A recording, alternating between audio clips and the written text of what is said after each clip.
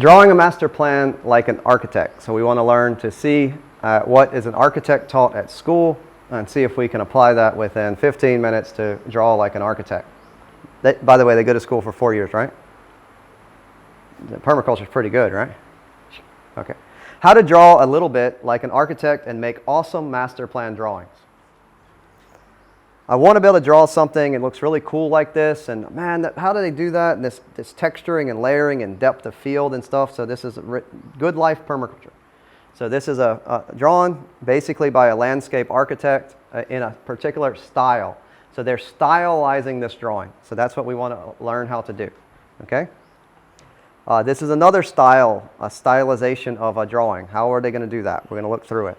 Here's another one, groundswell. Again, the coloring and texturing makes a lot to do. How they're coloring and texturing makes the drawing kind of come to life. So draw to scale and other basics on drawing.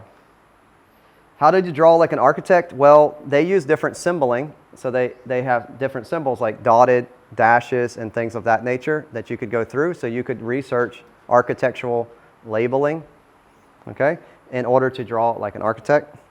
They draw trees, and all of the trees have different textures, so they create icons for their trees. And these are different ways of representing different types of trees. They don't draw it exactly. I can honestly, from a landscape design, it's not exactly what the tree looks like. It's a representation, and then they use their key to tell me that this icon basically represents this type of tree. You can go online again, and there's loads of these already pre-made. And if you wanted to do it on like a computer, then you can get the icons of trees already and take the little icon and cut and paste it onto your drawings, if that's what you want to do. They use arrows, so different types of arrows. Choose which one you like. They have different ways of showing the scale on the bottom. Again, pick which one you like. It's not a big deal. It just helps to make it look a little bit more professional. So now they do things like the bubble diagrams or permaculture zones. So an architect is trained to say bubble diagrams. We were trained to say zones. So let's look at that. This is a very simple sketching. This is just the bubble diagrams of the elements kind of in relationship of size that a person may want on their site. So she has a gathering zone. This is for in a garden. The outdoor space, aquaculture, activities, other things, and she's showing the movement. Okay, so she's graphically representing. And Atisha was an Indian architect, and she utilized this for her clients. This was actually real. So she drew this and utilized it in plans. So this is a real thing. So we can do that. We can use color pencils and create that bubble diagram or flow diagram. Mine was more angular because I'm not an artist, but hey. At this point, she can start to sketch out. So these zones are becoming a little bit more refined. She's actually labeling it. She's trying to figure out, she's got this main thoroughfare. So she's actually got this main flow and how the elements are flowing and interacting to what she considers the main flow, that red line through this design. Here, another one, we have rivers. So we can have the different, what you can call focal points or key elements, or some people call them nodule, like a nodule. So I have this, like the bungalows in relationship to the sala, in relationship to the animal area, in relationship to my natural building area. So I can lay those out, and then I can start to try to find the interrelationships between them. Patch diagrams, again, a very large piece of property, so that the color and the thing, then I can zone in on those, 1, 2, 3, 4, 5. This one, permaculture zones, more of the concentric circle concept. So zone 1 being the house. So they zoomed over. Zone 2, a little bit more past, 3, 4. Then you could zone in by zooming in, cropping. So I'd crop and pull up zone 1, and I'd talk about the elements, and then zone 2, zone 3, zone 4. We'll get to more of that later. Here's a different representation, so a different drawing. Here we go. There's their zones. They use color codes. Again, once I see the overall design, I can zoom in, pull up to only looking at zone 1 and the elements within zone 1. Then I move to zone 2, zone 3, zone 4, and I tell you why I put those elements in those places. So we can then add in layers of permaculture, which is sector planning. So in this one, they would be using really fancy computers, and I don't have access to that, but you could if you did use Photoshop or anything like that.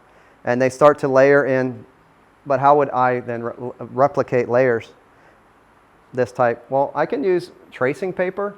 I don't have tracing paper. Okay, you can take you draw your first map and you put it up against a sunny window and you tape it on the window. Then you take your other paper and put over the top and you just trace out, and now I transpose the base map.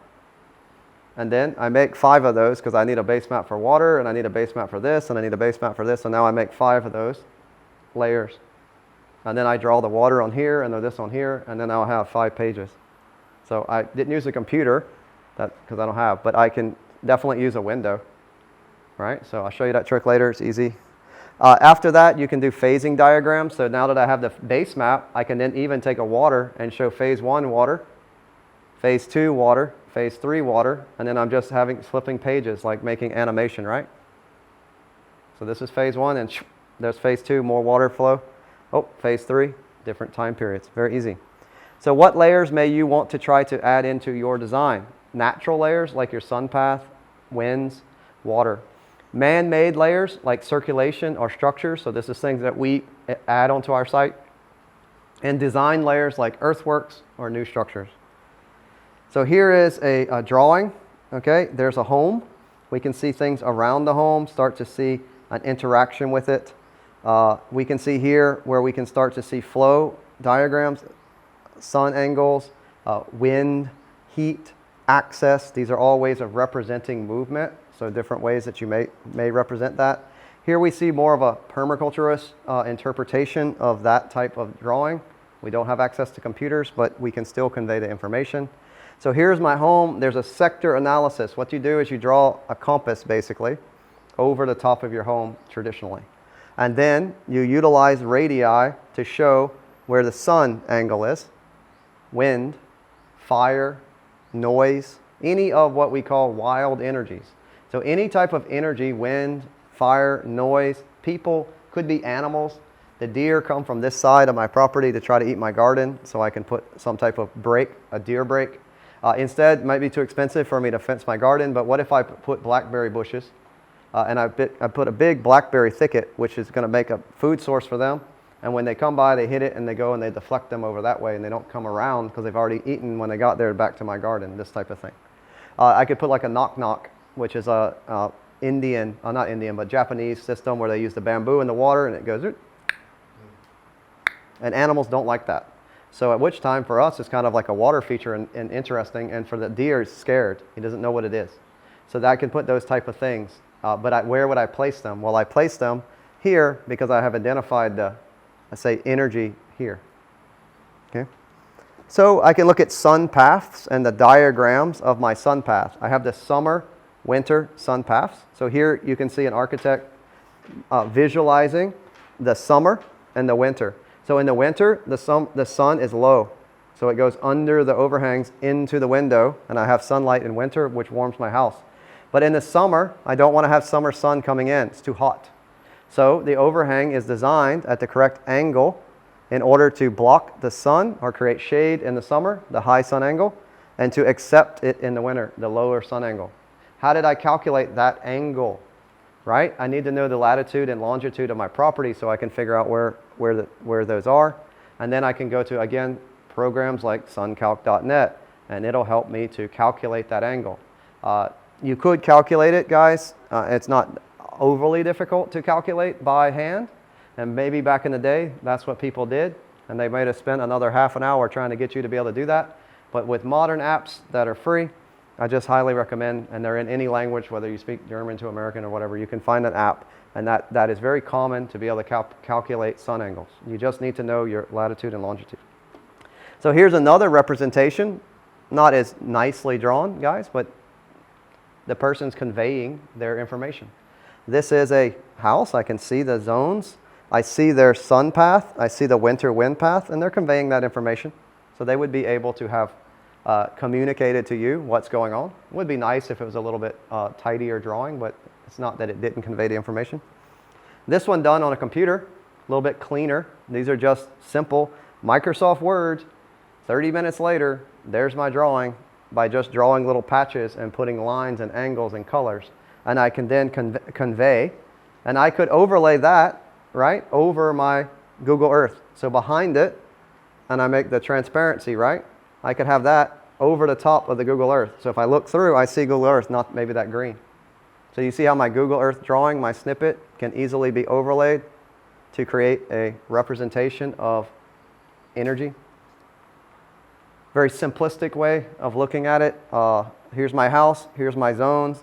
This is more for an educational purpose of a sector analysis, winter, summer, wildlife corridor if you want to accept wildlife. Maybe I'd like to have a deer.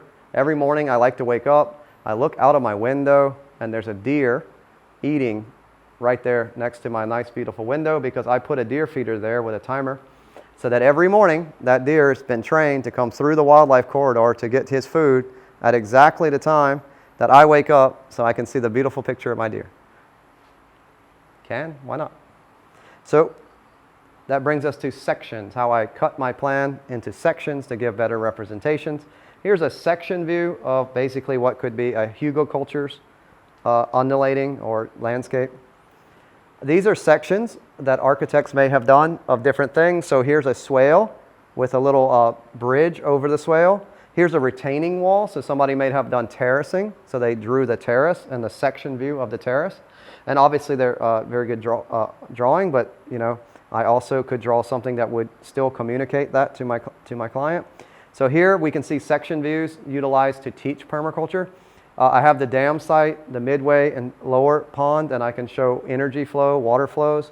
More energy efficient, less energy efficient. I can see sunlight and demonstrate.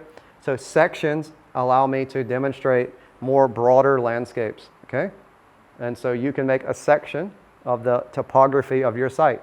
And it doesn't have to be perfectly accurate in order to. Remember the one we saw where I just held my hand like that and you could see the flat, the slope, the more sloped, and then the, all right? And that represented the section of that property that we saw. That's what it does. I can use sections. Infographics do this a lot, and I can section out and communicate quite a lot of information. This is a nice section of basically what we would see as the an energy flow system to capture sunlight, go through a lot of processes to make energy to biomass and back again. So this is biomimicry and how I could communicate biomimicry through sections. Here is more of a recreational, so there's a traffic, parking, pedestrian, periphery, you can label it.